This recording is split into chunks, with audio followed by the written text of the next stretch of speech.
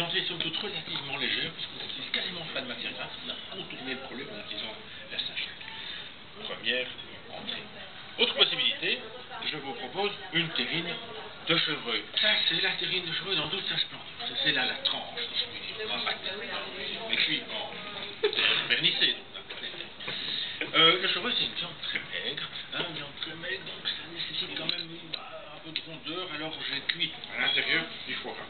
Donc on le cuit à l'étouffée, si je puis dire. Donc on va à la tranche, vous trouverez comme ça ce espèce de petit médaillon, forme un peu aléatoire de foie gras qui sera au centre. C'est une entrée froide, c'est un peu plus gris qu'une terrine habituelle, parce que je n'utilise pas de sel nitrité. C'est ce qui permet d'avoir les viandes bien rouges quand on les a en grande surface ou en boucherie. Mais ce qu'on perd visuellement, on le gagne certainement au goût. Bien, terrine de chevreuil, farcie au foie gras, quelques accompagnements, du pain toast, et puis confit d'oignon, confit de citron et de la gelée naturelle qui sera exprimée lors de la cuisson de la terrine en question. Voilà, une entrée chaude. Voici une autre entrée qui est une entrée froide.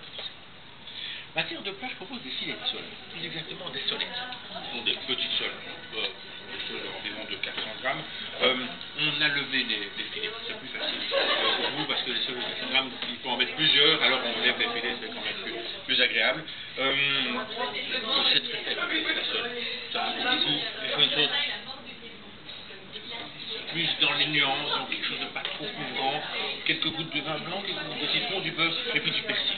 C'est en fait ce que j'appelle le jus de persil, beaucoup de persil, on le passera, histoire de le mixer pour que le persil s'exprime. C'est d'abord excellent pour la santé, c'est visuellement très joli, et puis surtout, c'est un bon compagnon, le persil, pour la sole. Accompagné de quelques pommes de terre vapeur et de quelques légumes. Je vous propose du magret de canard, c'est un classique chez moi le magret de canard. Je le dégraisse complètement avant de le trancher, je l'accompagnerai d'une sauce au poivre, uniquement poivre noir, rien d'agressif. J'ai voulu essayer de capturer le parfum du poivre pour en faire un goût. Donc j'utilisais pour ça du vin rouge, on a réduit le tout, on a enlevé le poivre, puisqu'on l'a exprimé. On terminera, puisqu'on a dégraissé le canard, en liant au beurre, de temps en temps. C'est quand même agréable, tatin dauphinois avec quelques légumes. Et puis pour terminer, je propose un petit gâteau au chocolat, un peu sous forme de brownies, dans le sens où j'ai utilisé dedans des noix, mais ce n'est pas des noix fréquentes, ce sont des noix tissées. Non, pas de bon. Ça fonctionne très bien aussi. Vous faites une chose, je le sers très légèrement tiède, tranché en deux, et entre les deux parties, un confit des rennes. Parce que c'est quelque chose de particulier, c'est une rouge un peu particulier. L'acide du lait, on cuit avec de la vanille, habituellement, on le laisse un peu confiturer, et puis ça va apporter de l'acidité, de la douceur, ce parfum de vanille.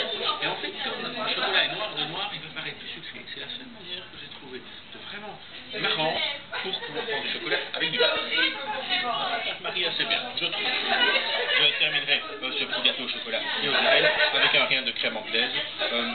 Voilà, et puis un tout petit peu de sucre. Je vous laisse regarder ça, et puis sinon, on regarde. Merci beaucoup.